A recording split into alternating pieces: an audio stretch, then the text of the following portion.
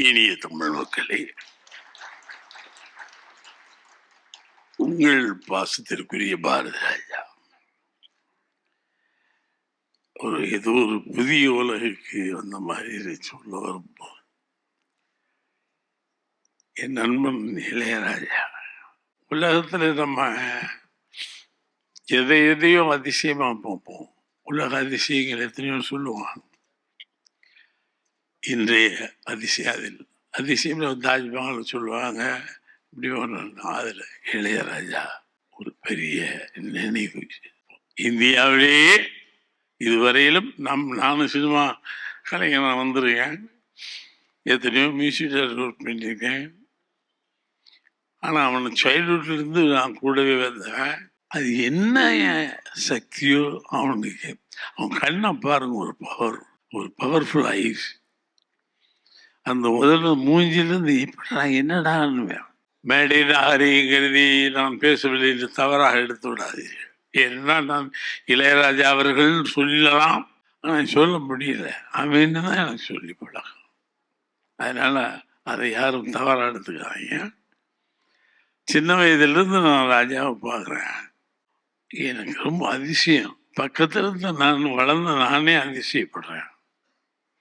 When he compose, he forget himself. அவன் மூச்சோட இசையாக தான் வெளியே வரும்.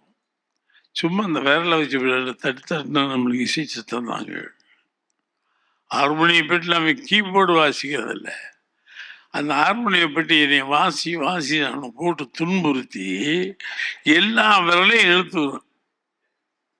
அவனும் ட்ரை பண்ணுறான், நல்ல மியூசிக் எல்லாம் விட்டுருவான்னு. விட மாட்டேங்குது இந்த ஹார்மோனியம். கைவி அப்பேற்பட்டோம். என்ன உள்ள நுழைஞ்சோன்னு இந்த மாதிரி சின்ன ஃபங்க்ஷனா இளையராஜாவுக்கு பார்த்தி நாடாக. இந்திய மாநிலங்களில் எத்தனை மாநிலங்கள் இருக்கிறதோ அத்தனையும் ஒன்று சேர்ந்து அவனுக்கு இந்திய அரசாங்கம் ஒரு பெரிய விழா நடத்த வேண்டும். அன்னைக்கு நான் அந்த விழாவில் கலந்து ஒரு ஆசை. அது ஒரு தூய்மையான சட்டை, தூய்மையான மூஞ்சி. எப்படி என் கூட தான் இருந்தேன், எப்படி இப்படி ஒரு ஞானம் வந்துச்சு? சின்ன வயசுலேயே ஞானம். நான் எல்லா இடங்களும் சொல்லுவேன். அந்த காலத்து இன்னைக்கு என்ன, அந்த காலத்திலே ஒரு கம்பியை போட்டுக்குவோம், இதில் கட்டுவோம், இந்த கம்பியை இங்கே போய் கட்டுவோம், ஒரு பூட்டு எடுத்துக்குவோம். நல்ல கவனிங்க, இதெல்லாம் ஏற்கனவே சொல்லிட்டேன். ட்ரங்கின்னு ஒரு தட்டுவான், இது வைப்ரேஷனில் இந்த ஸ்ட்ரிங் இப்படி போகும்ல, வாசம் பூட்டை வச்சுக்கிட்டு ஒரு அதிசய பிறவின்னு மேடையில் இருக்க சொல்லலாம். உண்மையிலேயே ஒரு அதிசய பிறவி. காலங்களால் எத்தனை நூற்றாண்டுகள் ஆனாலும் இந்திய மாநிலமும் தமிழ் மாநிலமும் இளையராஜாவை மறக்க முடியாது. நானே அசந்து போனேன். கூடுதல் ஒரு பெற்ற தாய் அப்படி பிள்ளையா அவங்களுக்கே அதிசயப்பட வச்சிடும். அதுபோல ஒரு நண்பனாகவும் எனக்கு தெரியல, உன்னை பற்றி பேசுறது கூட எனக்கு அருகு இருக்கான்னு தெரியல. தி கிரேட் இளையராஜா. இது ரொம்ப கஷ்டம் இந்த படம் பண்றது, ரொம்ப ஆராய்ச்சி பண்ணி பண்ணணும். அவனோடு இருந்து வளர்ந்து ஒவ்வொன்றையும் கவனித்து சேரும். பெரிய பொக்கிஷமாக வர வேண்டும். ஒரு சினிமா மாதிரி வரக்கூடாது. இந்தியாவில் மிகப்பெரிய பொக்கிஷம் இளையராஜா. அது வரணும். தனுஷ் எனக்கு ஆச்சரியம், எப்படி கடவுள் போய் இப்படி சேர்த்து வைக்கிறாரு. நான் ரொம்ப அதிசயப்படுவேன். தனுஷ் ஐயோ எப்படி நடிகனாக எடுக்கிறதா, இயக்குனராக எடுக்கிறதா, எழுத்தாளனாக எடுக்கிறதா, எந்த இதுக்கும் கட்டுப்படாமே தனுஷ். எல்லாமுமாய் நான் கூட வேலை செஞ்சேன், மிரண்டு போயிட்டேன். அதை மனிதாபிமானத்திலே கிரேட் சரியா கடவுள் கொண்டு சேர்த்திருக்காரு பாருங்க இளையராஜாவின் தனுஷையும். ஏன்னா ஏதோ நடக்க இருக்கிறது, இது மிகப்பெரிய விஷயமாக இது நடக்க இருக்கிறது. அதனாலதான் ரெண்டு பேரையும் கடவுள் கொண்டாந்து உட்கார வச்சுட்டார். இப்போ பேசக்கூடாது, இளையராஜாவை பற்றி பொழுது வந்தீங்க, ஏன்னா தெரிஞ்சது தானே கதைச்சிக்கிட்டே இருக்கணும். they will prove, அவங்க நிரூபிச்சு காட்டுவாங்க.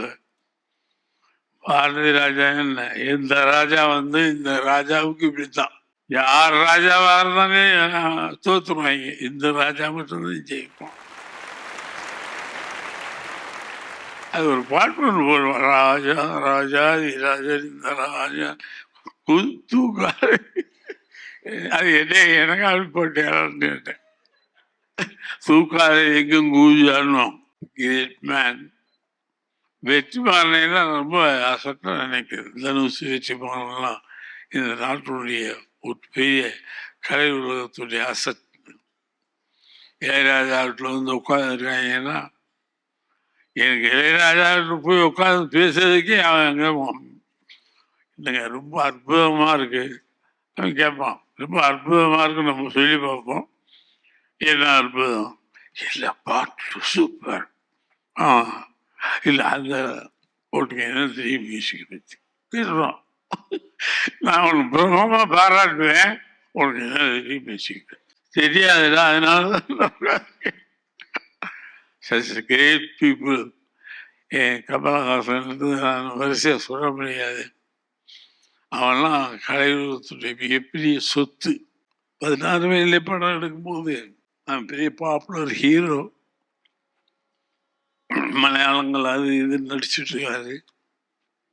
பாரதி ராஜா கூப்பிட்டு, எனக்கு கலைஞர் இல்லையா கூப்பிட்டு, இந்த மாதிரி கேரக்டர் எல்லாத்தையும் இந்த ட்ரெஸ்ஸு இப்படி இருக்கணும், காக்கி சட்டை உள்ளக்கா மாதிரி நடைய அவன் கொடுத்த நடனம். அதில் டென்ட்டு இல்லை கடி டெங்கு அடி டெங்கு நடனம். கடவுள், நான் எவ்வளோ பெரிய பாக்கியசாலி. கமல் கூட சேர்ந்து உழைச்சேன், தனுஷ் கூட, வெற்றிமாறன். நான் லக்கி ஃபெல்லோ. நான் தான் அந்த 16 வயதில் ஒரு நடனம் நடப்பான் கமலாக. எவனாவது எல்லா ஹீரோ, ஒரு பாப்புலர் ஹீரோ எல்லாத்தையும் கழட்டி போட்டு ஒரு கவர்மெண்ட்டு தான் கொடுத்தேன். ஒன்றுமே சொல்லலை. என்ன பண்ண, என்ன கட்டணமா இல்லை அவுத்துமா சொல்லுறான். அந்த துணிச்சல் இல்லவன். கலைஞர்கள் அவனை மாதிரி துணிச்சலான கலைஞன் சாக்ரிஃபைஸ் கலைஞன் கிடையாது. ஏதோ கேரக்டர் பண்ணுறது இல்லை அந்த ஆள். அதை எங்கேயோ அந்த 10 செகண்ட் உள்ள நுழைஞ்சி நமக்கே தெரியாத ஒரு டைமென்ஷன் வரும். நம்ம இப்படி நினைச்சுட்டு இருப்போம், ஆத்தாவையும் காசு விடுன்னு எப்படி சொல்லுறது, நம்ம வேற மாதிரி சொல்லி கொடுப்போம். ஆத்தாவையும் காசு விடு போறேன்னு சொல்லுங்க சார், அதில் சேஞ்சஸ் பண்ணுவோமா, இந்த ஸ்லாங்கே வேற மாதிரி இருக்கு, உச்சரிப்பு.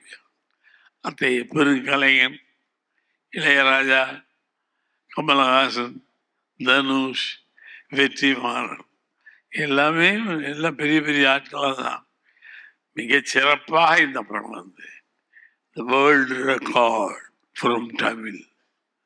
தி வேர்ல்டு ரெக்கார்ட் ஃப்ரம் தமிழ்னு வந்து ஒரு ஜாப்பனீஸ்காரன் பார்க்கணும், சைனாக்காரன் பார்க்கணும், அமெரிக்கன்ஸ் பார்க்கணும், எல்லா பேரும் இந்த படத்தை பார்க்கணும்.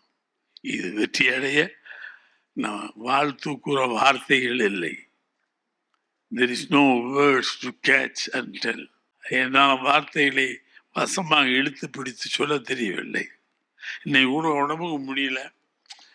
சரி வந்துடும். ஏன்னா இளையராஜா நான் எப்படிதான் வீட்டில் படுக்க முடியும், எது நிற்கிறேன், நடந்தெல்லாம் காட்டிட்டு தான் வந்தேன். என்னை விட மாட்டேன்ட்டாங்க, நடக்க மாட்டேன், மேலே ஏறும்போது காட்டி கொடுத்துருவேன், உனக்கு உடம்புக்கு சரியில்லைன்னு. நடந்து காட்டிட்டு அப்புறம் தாங்க வந்தேன். அதே மாதிரி ஹாசினி வந்து, சார் மேலே என் கடைசி மூச்சு இருக்கும் வரை சினிமாவில் நான் கிங்காக வர வேண்டும் என்று நினைப்பேன். அதனால தயவு செய்து எந்த சூழ்நிலையிலும் பாரதி ராஜா தன்னை இழக்க மாட்டார் அப்படின்னு நினைச்சுக்க. I love the cinema. எனக்கு வேற என்ன அறிவு ஒன்றும் தெரியாது, சினிமாவை தவிர ஒன்றுமே தெரியாது. அதுலேயும் போனால் தான் எனக்கு மரணம். அதனால don't feel for me, I am okay. Now I am announcing, okay, I will do more films till the last film எப்பயாவது வரும். ஒரு 100 வயசுலயோ 105 வயசுலயோ ஆசை பார்த்தீங்களா, ஒரு 100 வயசுலயோ 105 வயசுலயோ டைரக்ட் பண்ண அப்படிங்கிற ஒரு இதோடு மிகச்சிறந்த வாழ்த்துக்களை கூறி இந்த வேர்ல்டு ரெக்கார்டாக இந்த இளையராஜா படம் வர வேண்டும்.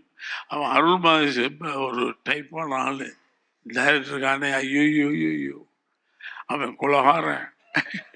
அம்மா நீங்க அவன் படம் பாருங்க, குலகாரன்னு தெரியும். அற்புதமான டைரக்டர். நான் எப்படா உனக்கு இவ்வளோ வருது, நாங்கள் வந்து இத்தனை படம் பண்ணிட்டோம், டைரக்டர் வந்துட்டோம். ஆனால் கிரேட், உன்னுடைய கூட்டணி அற்புதமாக இருக்கிறது. மிகப்பெரிய உலக ரெக்கார்டு, வேர்ல்டு ரெக்கார்டாக இது திகழ வாழ்த்தி விடைபெறுகிறேன். நன்றி.